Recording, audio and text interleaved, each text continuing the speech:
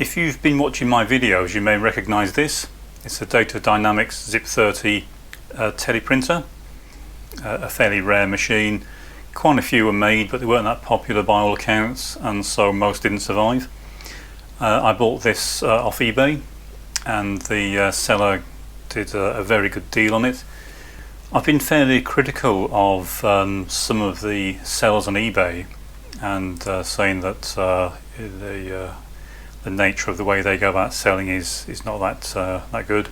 They don't really care about the people they're selling to, and you got to be very careful as to what you buy and who you buy it from.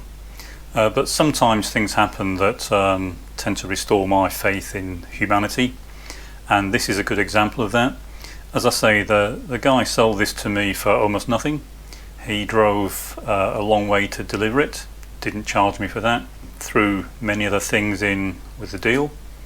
But unfortunately, as regards the machine, it was in very poor state. He did make that clear when I bought it, and that wasn't a surprise. I spent a lot of time restoring the machine, repairing the hardware faults. But if you've watched the previous videos, then you'll know I was left with one fault that I just couldn't fix, or hadn't got around to fixing, which was that the tape reader would only read one character and then it would stop, and it wouldn't print that character. Now in single character mode, when you press the white key, it would print the character on the paper. But if you press the green key, where it's supposed to read the tape continually and either print it on the paper or send it out through the serial port, then although it advanced the tape to the next sprocket hole, it never printed the character. Now I spent well over 100 hours over a period of around 3 months trying to track down what the fault was, mostly reverse engineering the firmware, and I got as far as realizing that it was a missing signal from somewhere. There was a loop in the firmware where it was waiting for a signal, but I couldn't figure out where the signal was supposed to come from. There were many options available for this machine, and because the firmware had been fairly heavily optimized, it was a bit of a tangle trying to decipher exactly where that signal was supposed to come from on this particular machine. But what was happening was the tape reader was reading the character, putting it into the serial buffer, and then waiting for this signal to arrive before it would process the character. And because the signal never arrived, it just sat there indefinitely, not doing anything. All the rest of the machine was working fine. It was just the tape reader that was the problem. So I was getting to the point where I was going through the main board, and I'd started to reverse engineer the hardware electronics, trying to figure out what all the discrete logic was doing.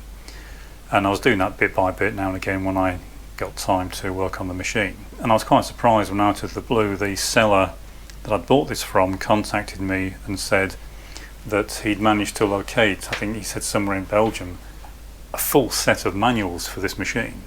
Now I'd kind of given up on the idea that these even existed, let alone that I would ever actually find any, and these are like new. And again, he got these for me. He again drove a long way and dropped them off completely free of charge. So I thought that was absolutely amazing, and I can't thank him enough. And so thanks for that, Peter, greatly appreciated.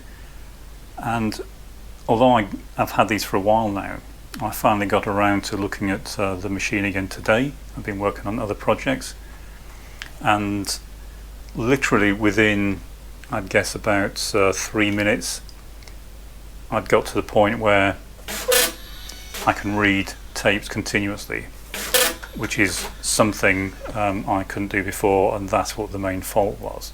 So it will now read a tape continuously up to a stop character. So as you see, it's working fine. The problem's completely cured, and my faith in humanity has been restored to a large degree at the same time. Now if you're interested, I'll just quickly go over what the fault was. I'll find the correct page in the manual. It's an optional feature on this machine, but there's a signal here that's produced by a divider circuit and a buffer, and this goes off to one of the PIAs, So it goes over to here. Now this is the keyboard interface, and what's normally happening here is when you press a key, this generates an interrupt, or rather it toggles the interrupt pin. It doesn't generate an actual interrupt on the processor, and this then causes this PIA to contact the processor. It reads the character from the keyboard, and then the processor will process that character. Because this is basically it's a throttling signal for the reader, it goes into the same interrupt pin, and when I'd reverse engineered this, I'd had the logic analyzer hooked to this, but because this interrupt was being generated by the keyboard, I kind of discounted it as being anything to do with the tape reader. Now eventually I would have gone back to this when I was reverse engineering the circuit, but at the point I was doing that, I didn't have any documentation whatsoever, so I didn't know if it was configuration, electronics, mechanical, it could have been anything. But what's going on here is that when the reader started, this interrupt being generated by this circuit rather than by the keyboard actually tells the keyboard to be quiet, and it disables it. And that's so while the tape's being read, if you press a key, it doesn't inject an additional character into the tape, which of course would be a bad thing. So literally within a couple of minutes of opening this and getting back onto the project, I'd located the fault. It took about 5 minutes to replace the device, and now the machine is working 100%, and that really does go to show how important documentation can be for these old machines. As I said, I'm sure I would have got round to figuring out what it was eventually, but it might have been another 20 or 30 hours of work to do that. Whereas with the documents, it took me literally a few minutes.